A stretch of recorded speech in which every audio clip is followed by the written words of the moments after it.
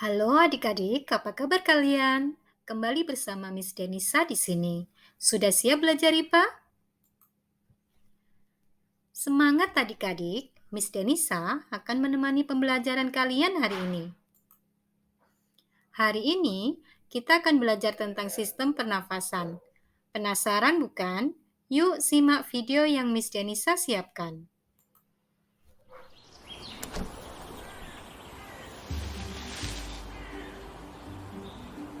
Manusia, hewan maupun tumbuhan, sebagai makhluk hidup, kita perlu oksigen untuk hidup.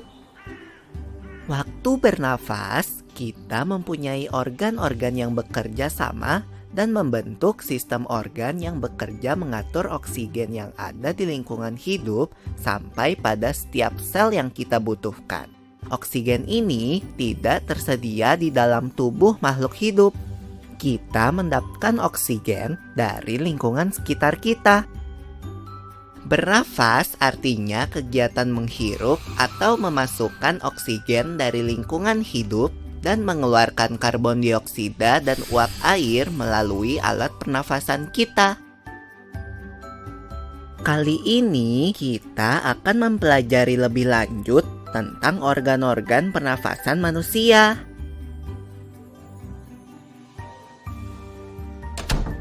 Lula, kamu tahu enggak kalau alat pernafasan kita terdiri atas hidung, pangkal tenggorok atau laring, batang tenggorok atau trakea, cabang batang tenggorok atau bronkus, dan paru-paru. Iya, Pipo. Melalui lubang hidung, udara mendapatkan jalan keluar dan masuk ke dalam tubuh kita. Tapi, selain itu, udara juga dapat keluar masuk melalui mulut loh. Namun, jika kita bernafas menggunakan hidung, akan lebih baik loh, Pipo. Karena terdapat lendir dan rambut-rambut halus. Rambut-rambut halus ini berfungsi untuk menyaring udara yang mengandung debu, kotoran, dan kuman penyakit. Benar sekali, Lula. Selaput lendir berfungsi untuk mengatur suhu udara yang akan masuk ke paru-paru dan mengatur kelembapan udara agar sesuai dengan kelembapan tubuh. Hidung juga jalur yang langsung terhubung dengan alat pernafasan berikutnya, yaitu tenggorokan. Tenggorokan merupakan alat pernafasan manusia yang kedua. Pada tenggorokan terdapat laring atau pangkal tenggorok dan batang tenggorok atau trakea.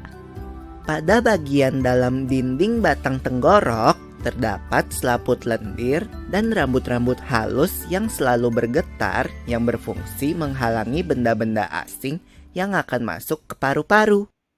Pernahkah kalian tersedak? Kamu pernah enggak, Lula? Pernah banget, Pipo. Itu kenapa ya, by the way? Tersedak merupakan gerak refleks untuk mengeluarkan kembali benda atau makanan yang masuk ke saluran pernafasan. Oh, aku tahu. Gerak refleks adalah gerak cepat dan otomatis yang menanggapi rangsangan dari luar organ kan? Iya, Lula. Kemudian pangkal tenggorok yang disebut juga laring menghubungkan hidung dengan batang tenggorok atau yang biasa disebut trakea. Pada ujung trakea terdapat bronkus, yaitu percabangan yang menghubungkan trakea dengan paru-paru kiri dan kanan. Paru-paru terletaknya di dalam rongga dada kan, Pipo? Jika kita menghirup udara, maka udara masuk ke paru-paru. Lalu kemana lagi ya? Melalui bronkus menuju cabang dari bronkus yang disebut bronkiolus dan berujung pada gelembung paru-paru yang juga disebut dengan alveolus. Pada alveolus ini kan yang terdapat pembuluh darah, di mana terjadi pertukaran gas oksigen dengan karbon dioksida.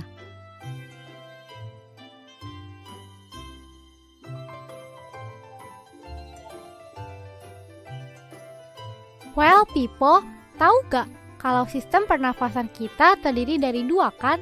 Yaitu sistem pernafasan dada yang umum kita lakukan dan juga sistem pernafasan perut. Jelasin dong, Pipo, apa sih perbedaan detailnya? Pernafasan dada terjadi karena gerakan tulang rusuk oleh otot-otot antar rusuk.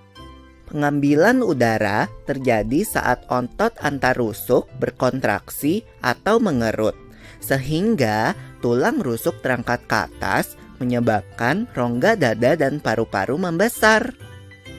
Oh begitu, berarti pengeluaran udara terjadi saat otot antar rusuk berelaksasi atau mengendur. Saat itu, tulang rusuk turun ke posisi semula, menyebabkan rongga dada dan paru-paru mengecilkan. Ya, benar sekali. Lalu menurut kamu, bagaimana dengan pernafasan perut kita, Lula? Aku belum yakin banget sih, Pipo. Jelasin dong. Pernafasan perut terjadi karena gerakan otot diafragma, yaitu sekat yang membatasi antara rongga dada dan rongga perut. Pengambilan udara terjadi saat otot diafragma berkontraksi. Posisi diafragma mendatar menyebabkan rongga dada dan paru-paru membesar. Berarti pengeluaran udara terjadi saat otot diafragma berelaksasi. Posisi diafragma melengkung ke atas, lalu menyebabkan rongga dada dan paru-paru mengecil. You're right, Lula.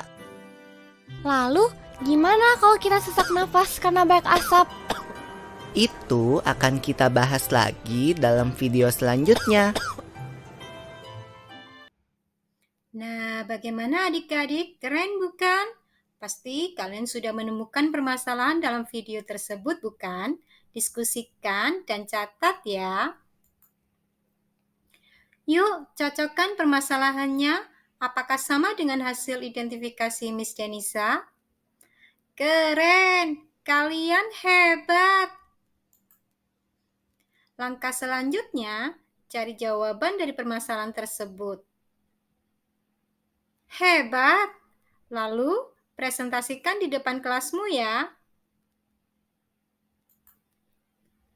Sampaikan juga kesimpulan dari pembelajaran kali ini. Kalian keren. Baiklah adik-adik, sampai di sini pembelajaran kita kali ini. Sampai bertemu di pembelajaran berikutnya ya. See you in the next class. Bye-bye.